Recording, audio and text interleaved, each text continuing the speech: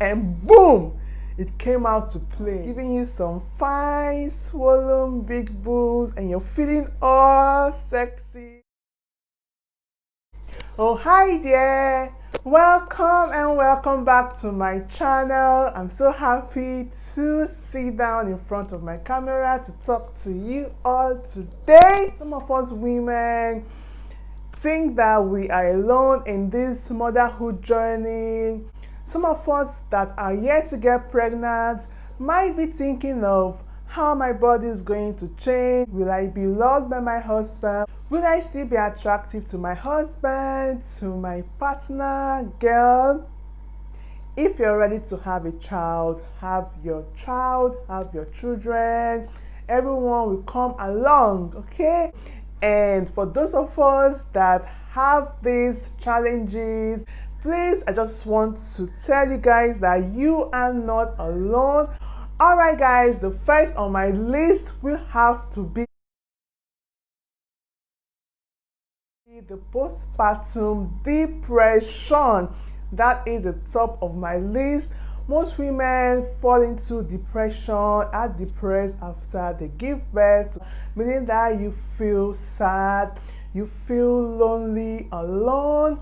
You don't have the desire to do whatever you were doing before you gave birth to your baby, and in some cases, whenever you see your baby, you are sad. You have this sense of stagnant in my life because you are always breastfeeding. For those mothers that breastfeed, they feel like they are always seated in one place, not doing any other thing because of this child, and they become depressed. While some others may think that I am always around the child, and it seems like my life will never remain the same. This is actually a very crucial point. And some women actually do not want to listen to women that are going through this, and we should do better. Guys, the hair loss is real. Some women swear that they do not have hair loss, that they did not have hair loss, but most women do have hair loss after giving birth. I for one had it, and technically the hair in front of my head chopped off. It was all gone, almost gone. Hair loss is something that we women worry about, and I'm sorry to say this, there is nothing you can do about it. As long as you are breastfeeding, producing milk, and still have that pregnancy hormone in your body, you will have hair loss. Next thing on my list is stretch marks. Most women try to avoid stretch marks while they are pregnant. They apply all manner of oils: fish oil, avocado oil, coconut oil, palmer cream, bio cream, what have you, and it still will show up. For example, myself, I was applying cream, bio cream. As a matter of fact, I went to the supermarket to get me bio cream, and I was applying that with my normal cream. And guys, I thought I was being, there was no stretch marks, not until I clocked 36 weeks pregnant, and boom, it came out to play. It said, "My dear Zina, here I am." Really? And was I angry? No, I wasn't, but I was not really happy about it.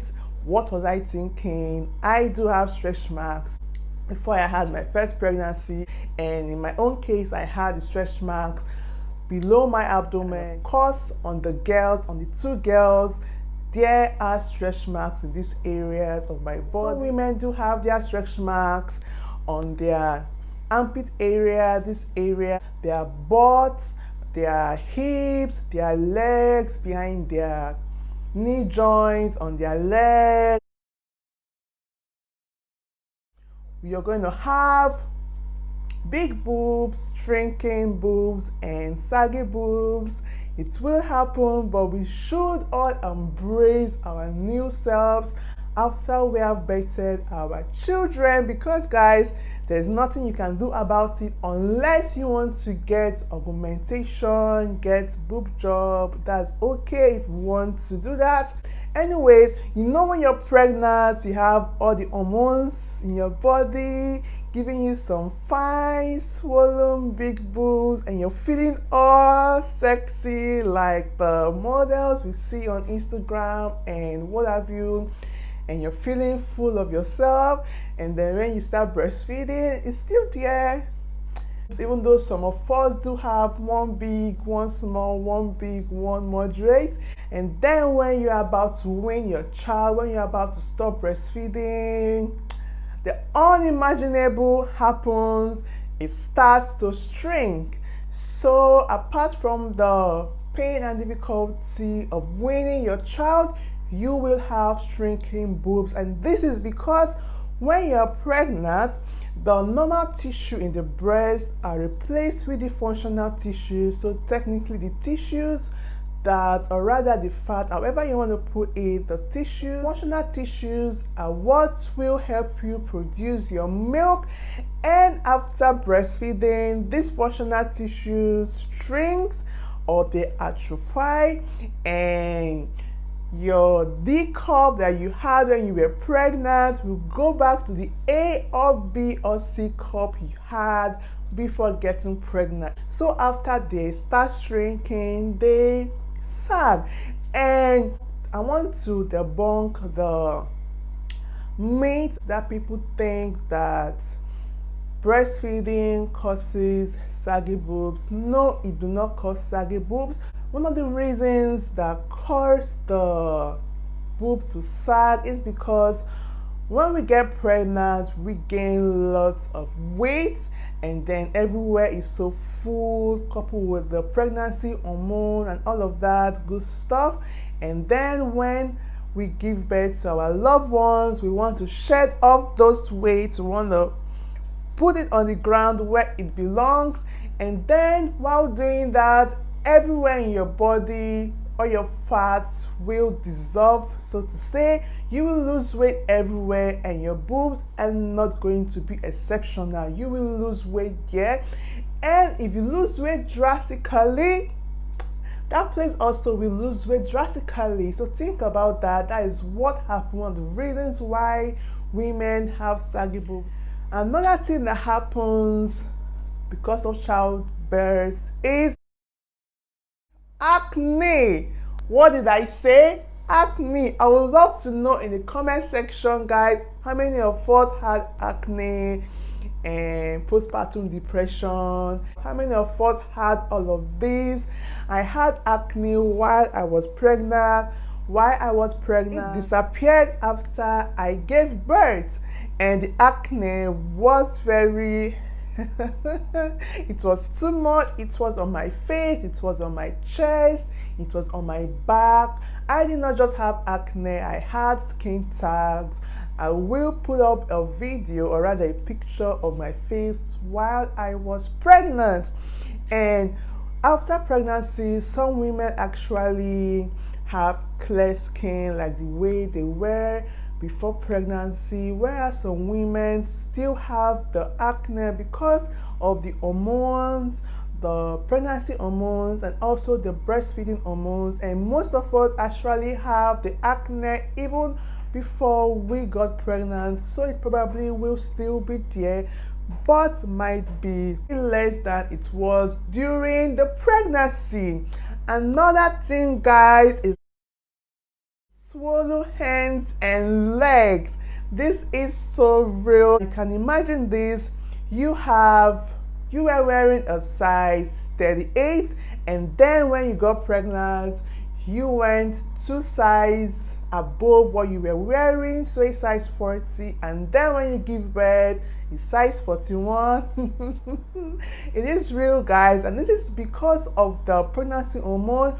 While you are pregnant, your blood volume increases, so this can also be one of the things that can cause this. And also when you give birth, you have fluid retention from all the drips that they were giving you while you were laboring, and this can also cause your legs to be increased in size, your feet and your palm, your fingers.